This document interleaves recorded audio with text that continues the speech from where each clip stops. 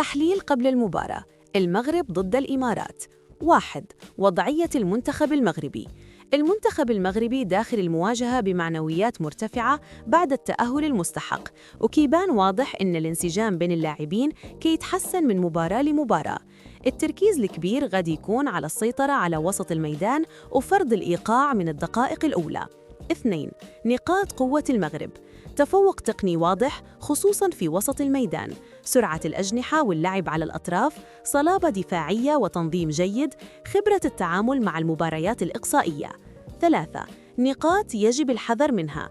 الاندفاع الزائد في البداية، ترك المساحات في الدفاع، الاستهانة بالخصم خصوصاً أن الإمارات تلعب بدون ضغط. 4. المنتخب الإماراتي. الإمارات منتخب منظم، يعتمد على الدفاع المتماسك والهجمات المرتدة السريعة، غادي يحاول يسد المساحات ويستغل أي خطأ دفاعي أو كرة ثابتة. 5. مفاتيح الفوز للمغرب. تسجيل هدف مبكر، الصبر في بناء الهجمات، الضغط العالي وعدم ترك حرية التحرك، التركيز حتى آخر دقيقة. 6. التوقع العام. المباراة ما غتكونش سهلة، ولكن إذا لعب المنتخب المغربي بتركيز وانضباط فحظوظه كبيرة في التأهل للنهائي. عناوين قصيرة ترافق بها الفيديو. المغرب أمام اختبار حاسم ضد الإمارات. هل يواصل أسود الأطلس الزحف نحو اللقب؟ مفاتيح الفوز قبل موقعة المغرب والإمارات.